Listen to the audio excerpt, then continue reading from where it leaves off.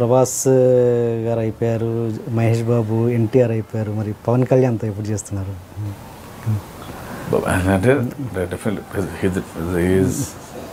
Huge star, tank దాకా కథ రాయాలి, ఎక్స్పెక్టేషన్స్ ఎలా ఉంటాయో నాకు తెలుసు. ఆయన ఫ్యాన్స్ ఏంటి, ఆయన రిక్వైర్మెంట్ ఏంటి, అంటే అలాంటి స్క్రిప్ట్ ధైర్యంగా నేను రాయగలిగే, అంటే ఇది హ్యాండిల్ చేయగలిగిన స్క్రిప్ట్ని వచ్చినప్పుడు డెఫినెట్లీ ఐల్ గో అండ్ నాక్ ద డోర్ సార్. వెళ్ళి తలుపు తట్టి కళ్యాణ్ గారు మంచి కథ రాశాను, డెఫినెట్లీ చెప్తానేమో. మీలాంటి వాళ్ళని ఆయన ఎక్కువ ఇష్టపడతారుగా. వెబ్సైట్లో రకరకాలుగా రాసుకుంటున్నారు. రామ్ చరణ్ గారి సినిమా ఎందుకు క్యాన్సిల్ అయిందన్నది దాని గురించి అసలు ఏంటి, అసలు జరిగింది ఏంటో మీరు చెప్పండి. చాలా సింపుల్ సార్, అది మిర్చి అయిపోయింది. సో నెక్స్ట్ నేను రామ్ చరణ్ గారి దగ్గరికి సినిమా చేయాలి, అది. సో అక్కడికి వెళ్ళాం. సో కథ అనుకున్నా, సో ఆ కథ చెప్పాం. సో చరణ్ గారికి బాగా నచ్చింది. అది డెవలప్ చేసే ప్రాసెస్లో కొంచెం అటు డివియేట్ అవుతుంది కథ, ప్రాపర్గా దొరకట్లా కథలో ఒక డైమెన్షన్. సో అంటే ఒక ఎమోషన్ హైలైట్ చేస్తే ఇంకో ఎమోషన్ డైల్యూట్ అవుతుంది. అదొక టిపికల్ సబ్జెక్ట్ అది. చరణ్ గారు కూడా కొంచెం మొహమాటంగా బాగానే ఉంది అంటున్నారు, but I'm not confident about the script. Okay, అంతే, అంత సింపుల్. అది కథ సింపుల్ థింగ్. అది కథ సెట్ అవ్వకపోతే అయిపోయింది. సెట్ అవ్వట్లా, ఎక్కడో పీకుతున్నాం టూ మచ్ ఆఫ్ పీకినా బోర్ కొడదు స్క్రిప్ట్.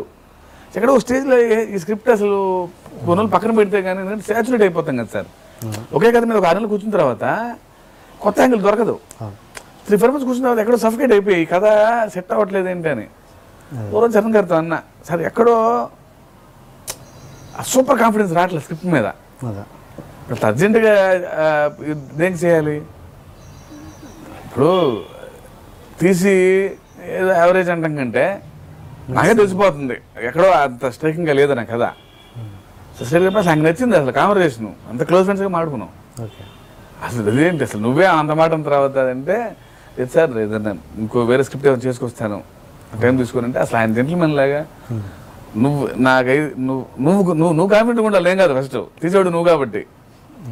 ఈ కథ ఎదిరిపోతుంది సార్, నేను ఇది కాన్ఫిడెంట్ అనుకుంటారా, ఎంబడి చేసేద్దాం. అసలు అది అసలు ఇంత బాగా ఎవరు చెప్పరు, ఎక్కడో రావట్లేదండి కాన్ఫిడెన్స్ అనేది. నువ్వు ఎప్పుడు కాన్ఫిడెంట్ అప్పుడు. అసలు అంత సింపుల్ ఈక్వేషన్ అది, అంత అందమైన సీన్ అది. సినిమా ఆగిపోవడం కారణం అంత అందంగా జరిగింది అది. అది ఇంత ఓపెన్గా చెప్పిస్తుంది. రెగ్యులర్గా మాట్లాడుకుంటాం. రామచంద్ర గారు ప్రతి పార్టీకి వెళ్తా, చిరంజీవి గారి బర్త్డే అంటే ఫస్ట్ నేనే ఉంటా, వాళ్ళ ఇంట్లో ఫంక్షన్ నేనే ఉంటా, ఆయన ఓపెనింగ్ చిరంజీవి ఉన్నాడు ఫస్ట్ నేనే ఉన్నా. సచ్ ఎ క్లోజ్ అసోసియేషన్ నాకు వాళ్ళతో. అదే సినిమా చేస్తే ఉండాలి అసోసియేషన్, సినిమా క్యాన్సిల్ అయిపోయి అంత association. Such a positive relationship అది. ఎక్స్ట్రాడినరీ స్క్రిప్ట్ వెళ్తాను మళ్ళీ very soon. Okay okay. So next movie ఎవరితో సార్? ఒక్క జనరల్ క్వశ్చన్ తోటి క్లోజ్ చేసి మనం జనతా గ్యారేజ్లోకి వెళ్ళిపోదాం సార్. మీరు ఇప్పటి వరకు మీ జీవితంలో అత్యంత బాధపడ్డ సంఘటన, ప్రొఫెషనల్గా కావచ్చు, పర్సనల్గా కావచ్చు? ప్రొఫెషనల్గా మరి ఇంకా అంత బాధపడే సంఘటన రాలేదు సార్. అదే అంటే రైటర్గా చిన్న జరిగినాయి, దానికే పెద్ద కుంగిపోయేంత సంఘటన జరగల.